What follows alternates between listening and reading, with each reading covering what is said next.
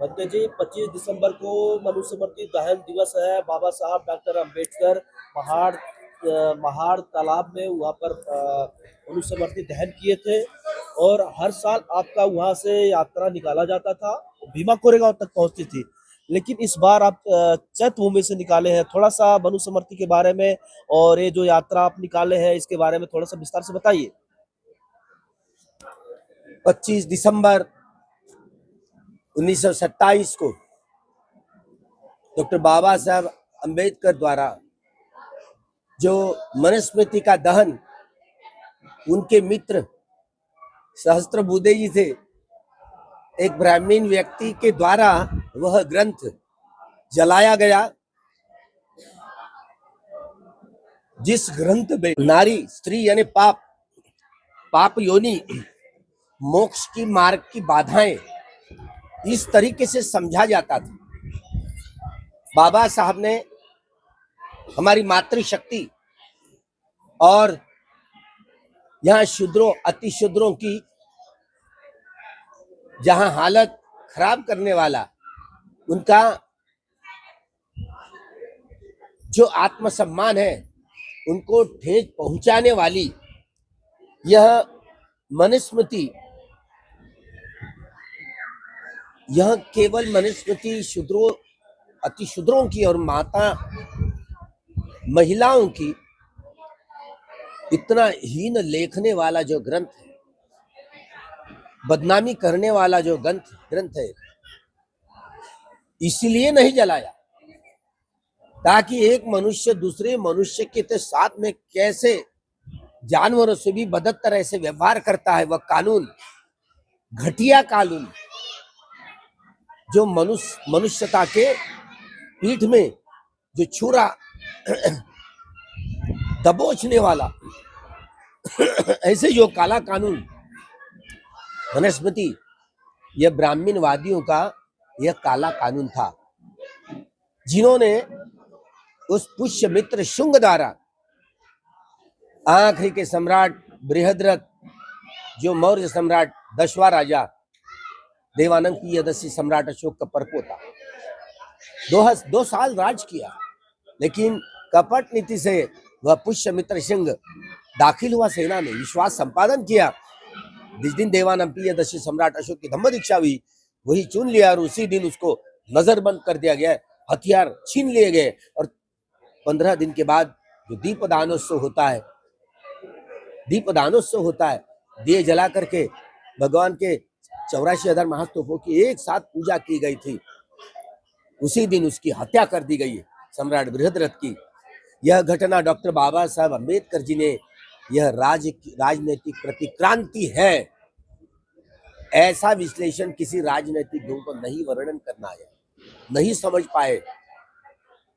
बुद्ध धम्म क्रांति और ब्राह्मणवाद प्रतिक्रांति, यह शब्द बाबा साहब ही गठित कर पाए, दूसरे व्यक्ति के चित्त में यह शब्द पनपा नहीं उत्पन्न हुआ। तो यह बाबा साहब की खूबी है, बोधिसत्व का चित्त है, वो जो डोमिनेटिव नेचर, प्रभुत्व वाला स्वभावकारी बाबा साहब थे। कोई भी विषय हो, हर विषय में उनका हथकंडा था। तो बाबा साहब 1 जनवरी 1818 में जो हादसा हुआ, 28,000 पेशवाओं को 500 महारों ने दबोच दिया, एक महार सैनिक के हिस्से में 56 सैनिक आ गए। मराठी में कहावत इधर है, तुझा सारखे 56 न पाहिले, तेरे जैसे 56 न देखे हुए हैं।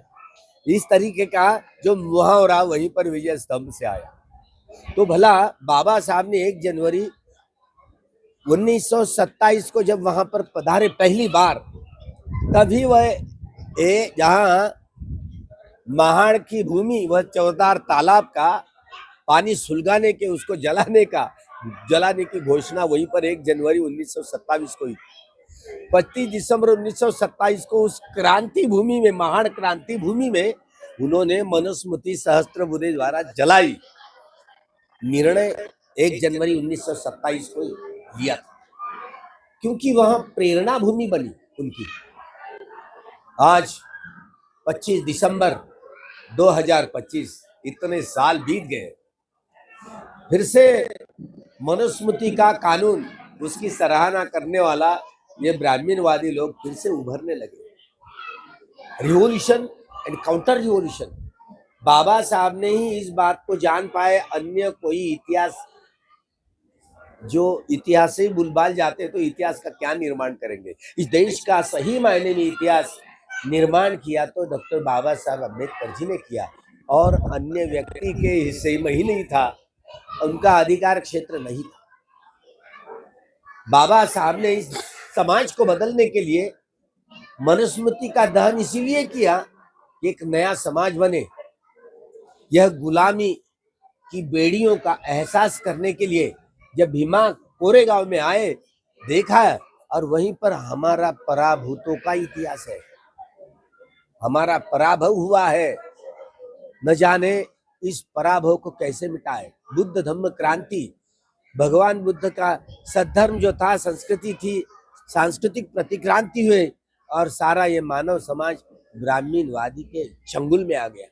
आज भी सारे लोग पढ़े लिखे लोग ब्राह्मणवादी गुलामी की बेड़ियों में सड़े हुए, बंधे हुए हैं। यह हमारी माता भगिनियां भी देखे, 69 साल बीत गए है ना, ये 69 साल बीत गए, लेकिन माथे पर का कुमकुम, हाँ, ये कान में, नाक में, गले में, हाथ में, बाहू में, ये बेड़ियां अभी तक के खत्म नहीं हुई।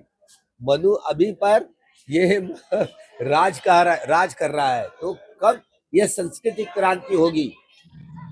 हाँ, ये हमारी माता भगिनी अभी भी ये ऐसे सफेद सफेद कपड़े पहनने का अधिकार भी नहीं था। जो 24 और 25 दिसंबर 1927 को, 24 की शाम को 9 बजे बाबा साहब ने भाषण किया था। कल ये सार के मैं तो जो लंबानी महिलाओं को कैसे इतनी सारी वो सफेद इतना सारा जो बंधन होता है वो तोड़ करके आना है, कल आना है ना तो सोने का कोई गहना चढ़ा करके आना है, ऐसे उपदेश दिया था बाबा साहब ने 24 जो दिसंबर 1927 को। और दूसरे दिन हमारी माताएं सफेद वस्त्रों में आई, नए नए आभूषण लेकर के आई। लेकिन बाबा साहब ने जब 14 अक्टूबर 1956 को नागपुर की पवित्र दीक्षा भूमि में जो सही मायने में धर्मांतरण किया, धम्म क्रांति की, तब ये सारे हमारे माता बहनों पूर्वज जो हमारी दादी भी थी, उस धर्मांतरण के बड़े प्रोग्राम में सारे जितनी सारी 33 करोड़ देवी देवताओं को एकदम नदी नाले में फेंक दिया। तो इतनी बड़ी क्रांति दुनिया में नहीं, जो उथल पुथल विश्व में हुई, बाबा साहब का दृष्टिकोण।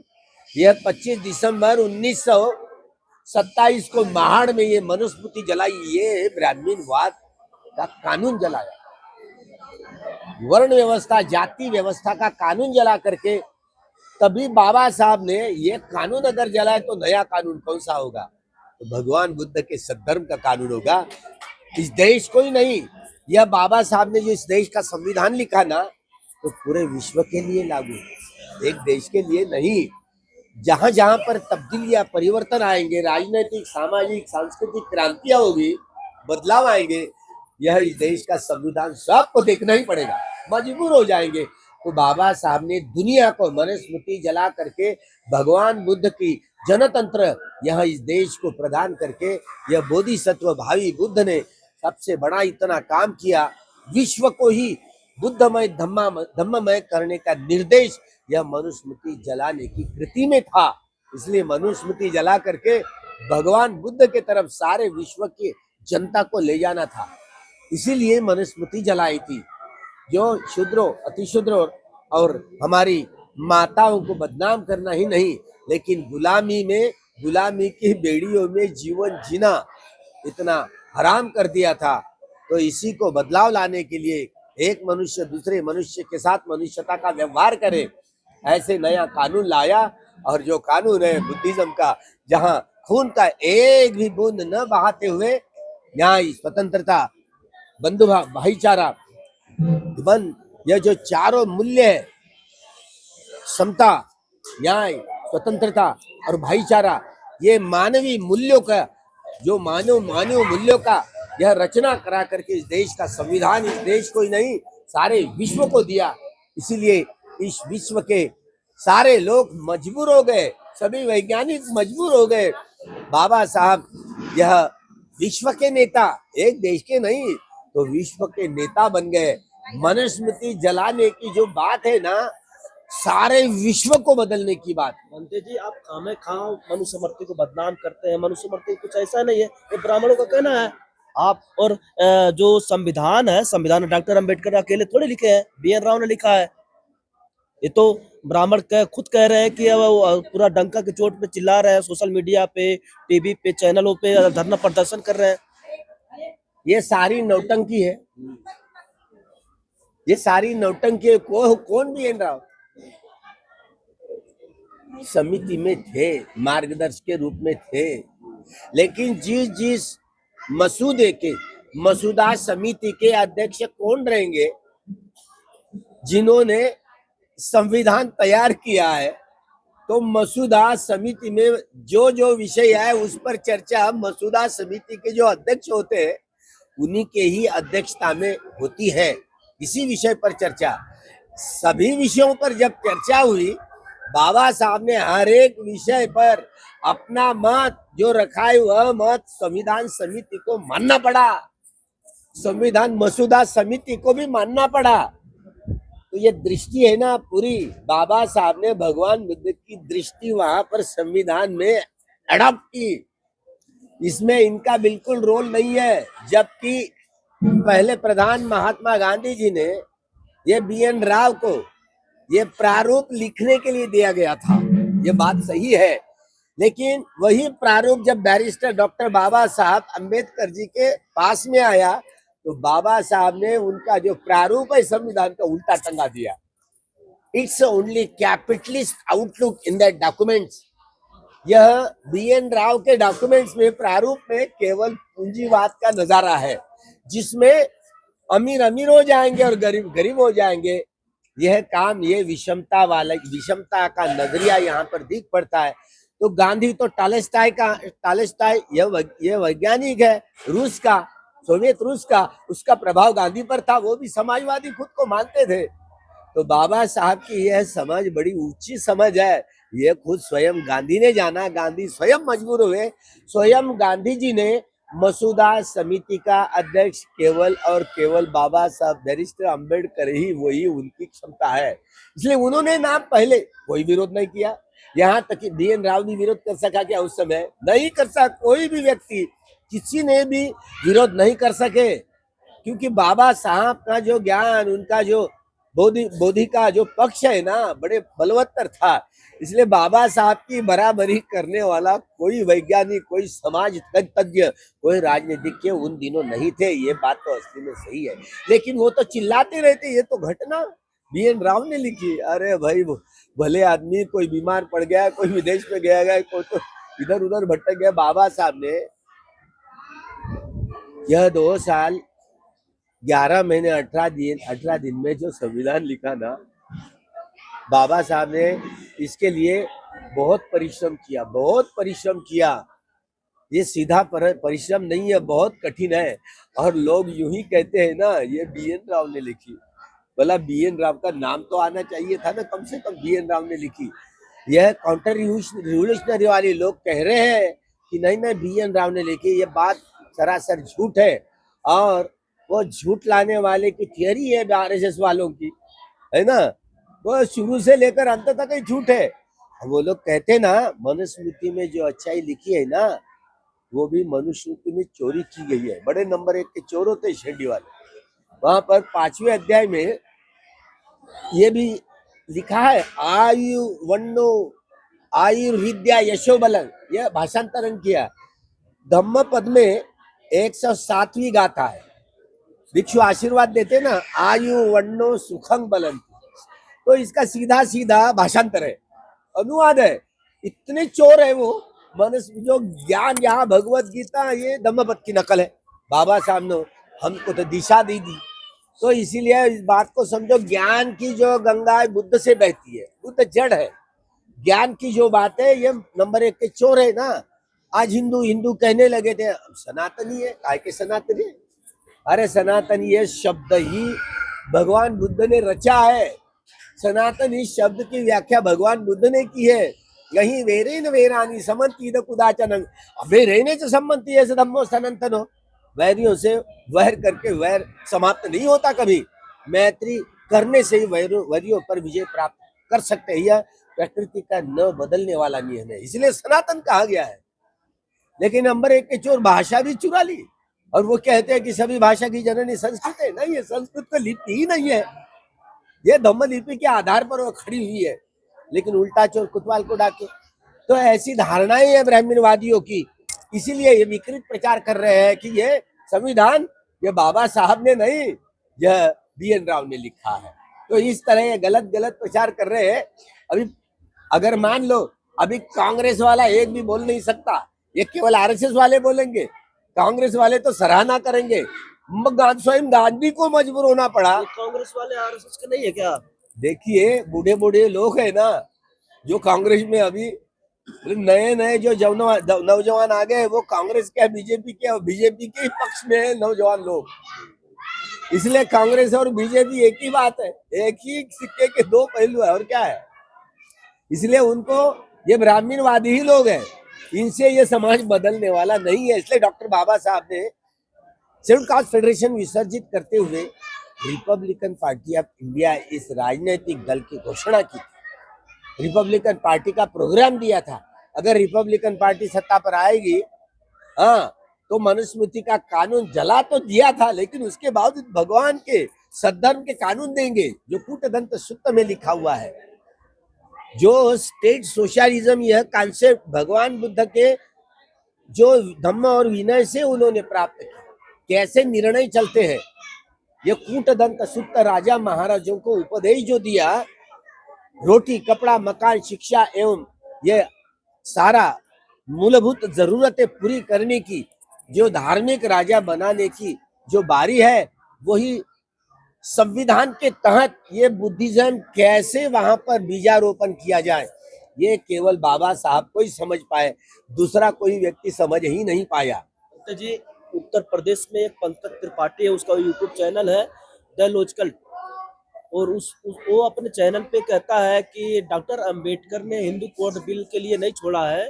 डॉक्टर अंबेडकर उस वक्त क्या नाम है, उनको चुनाव लड़ना था 1991 में, उसके लिए तो बहाना है और कांग्रेस को बदनाम करना था।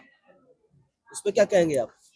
देखिए, बाबा साहब को इसलिए जड़ से पढ़ना पड़ता है। कांग्रेस अगर वो रिजाइन क्यों देते, 340, 41, 42 जो अन्य ओबीसी है, अनुसूचित जाति जनजातियों के लिए अगर वह कानून है, कानून का अगर अमल होता है तो बड़ी खूबी की बात, लेकिन कानून का अमल नहीं हुआ ना, हिंदू कोड भी पारित भी नहीं हुआ, इसलिए उन्होंने रिजाइन दे दिया। क्यों दिया? अगर कांग्रेस वालों से अगर जुगाड़ जमता तो कांग्रेस वालों को केवल बदनाम करने के लिए, कांग्रेस जिन साम्राज्यवादियों की, यह पूंजीवादियों की और ब्राह्मणवादियों का प्रतिनिधित्व करने वाली संगठन है, इसलिए ये स्टेट सोशलिज्म, ये सारे जमीन जायदाद का, पूरे कल कारखानों का, उद्योगों का राष्ट्रीयकरण करने वाले नहीं है।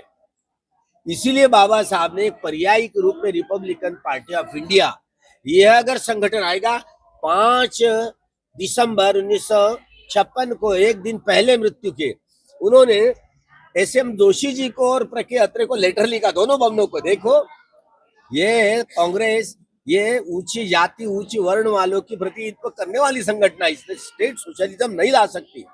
जहां आर्थिक समाज, जहां समाजवाद, मतलब सारी जमीन जायदाद कल कारखाने यह राज्य के अधीन किए तो ही लोगों के रोटी कपड़ा मकान शिक्षा एवं स्वास्थ्य की मूलभूत जरूरतों को पूरा कर सकते हैं।